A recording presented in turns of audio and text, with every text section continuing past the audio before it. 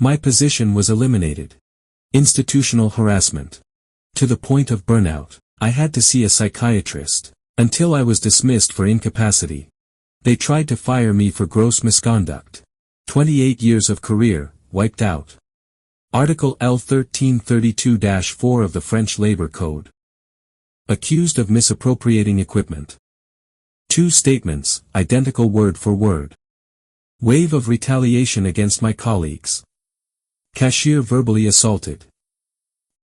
The assailant made a throat-slitting gesture. Institutionalized cruelty. Legal action has been taken. I was an employee, I became an online entrepreneur. I'm starting from scratch.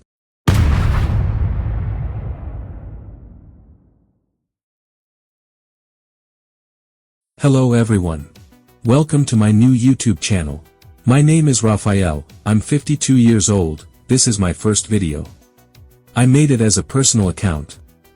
Not just an introduction. But a truth, my own, that I'm sharing. It might help others. In the same situation. Until recently, I worked at the post office as a mail carrier. For 27 years and 8 months, I delivered mail and packages, experiencing the roads, the people, the changing seasons. And then, came yet another restructuring. My position was eliminated.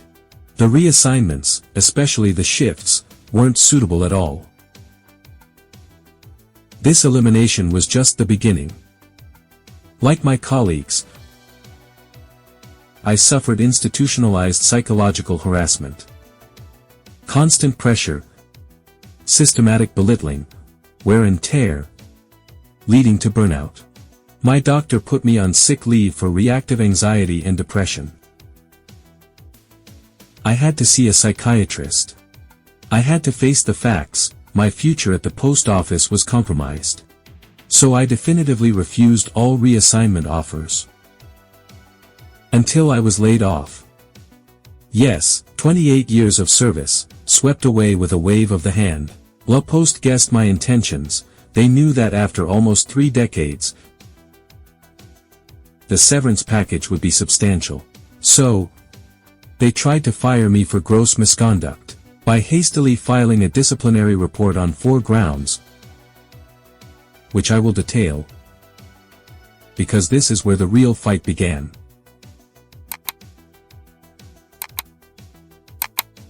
This was a company whose contract had expired more than a year ago. Except that I immediately reported the problem to my superiors. My managers asked me to continue collecting while they investigated. I followed a verbal instruction, in a context of legitimate doubt. I was never forbidden from doing so. The client never complained. On the contrary, they were satisfied.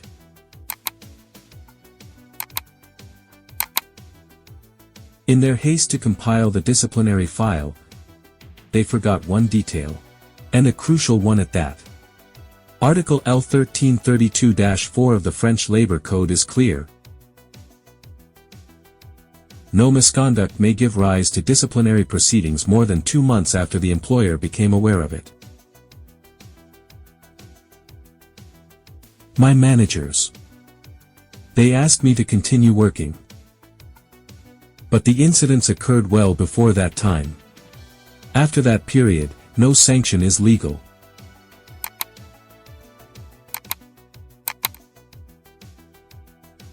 I was criticized for collecting in the morning and not the afternoon. Why?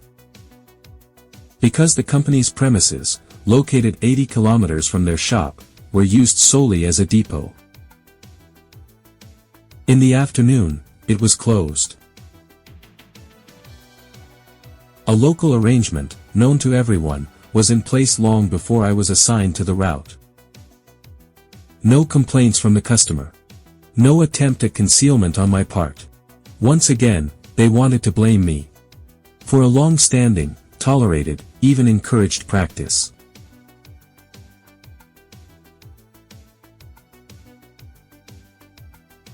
A horse farm in a remote hamlet. This practice had existed for years. It was even started by a former manager.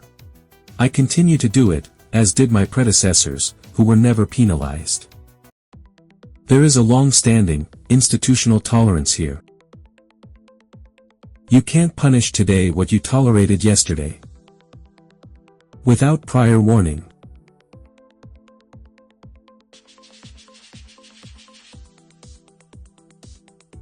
Two bundles of flyers, left in the company vehicle.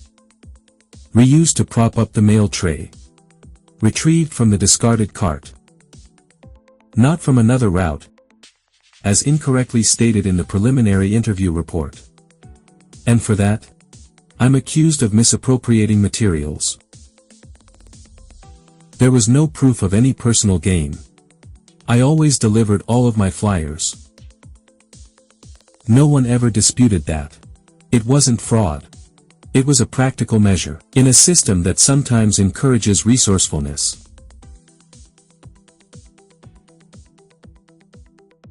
Two witness statements, produced against me, identical, word for word. In their wording, written on the same day, but in different locations. The metadata doesn't match the dates displayed.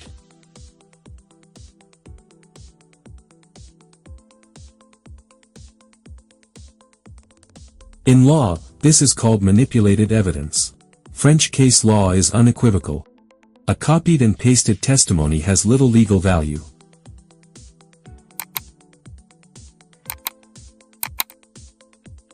Management launched a wave of reprisals against my colleagues. One received a reprimand because a signature on the receipt seemed suspicious. The customer provided a written statement confirming that it was indeed their signature. The reprimand was not withdrawn. Another was summoned for a fraudulent sick leave. Nowadays, sick leave certificates are sent directly to Social Security electronically. They are tamper-proof. And the initial sick leave was extended. A cashier, verbally assaulted. The assailant made a throat-cutting gesture. Developed social phobia, ultimately being dismissed for incapacity after a long sick leave. On the very day of the assault, the manager told her, "Have a glass of whiskey, tomorrow, you'll feel better."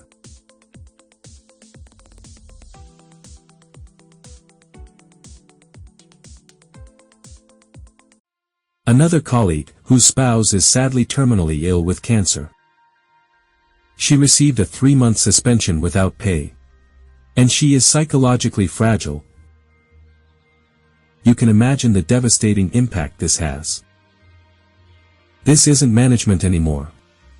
It's institutionalized cruelty.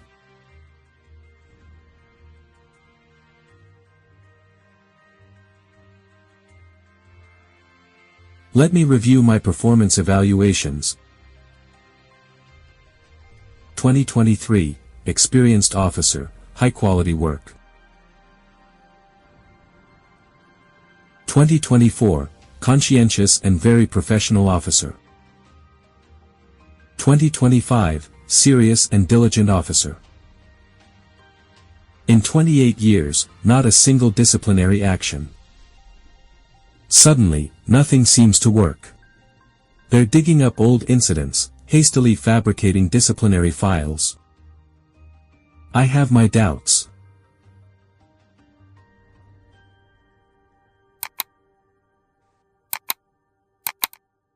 I went on sick leave on May 12, 2025. My pre-dismissal interview took place on June 11. The witness statements are dated May 2nd to 10th days before my sick leave. Even before I was sick. That's called preparation.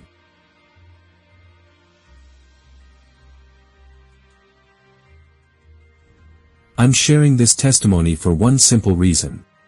The matter has been referred to the justice system, and rest assured, no one will be spared. They will all have to face the consequences for what they did. Today, if you are experiencing, or have experienced, this harassment, know that you are not alone. We often hear, there is too much injustice in this world, but in these cases, the justice system is our only weapon. I've included a link in the description to a video that explains how to act in this type of situation. Making this decision, it was hard for me. You can't erase 28 years of your career in the snap of your fingers. At 52, finding yourself without any bearings, it's unsettling, it's painful. You question everything.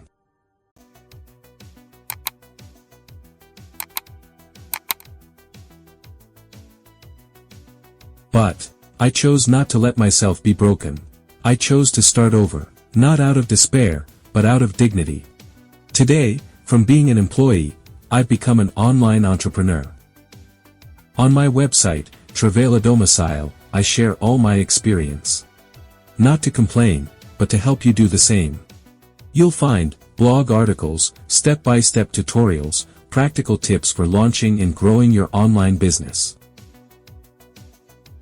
And above all, 5 free ebooks to download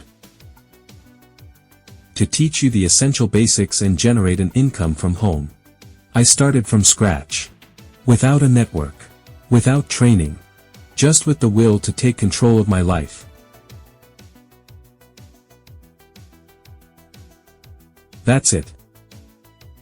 This video was my story, my truth, my first step here, on YouTube. If it resonated with you, give me a thumbs up, it helps me a lot.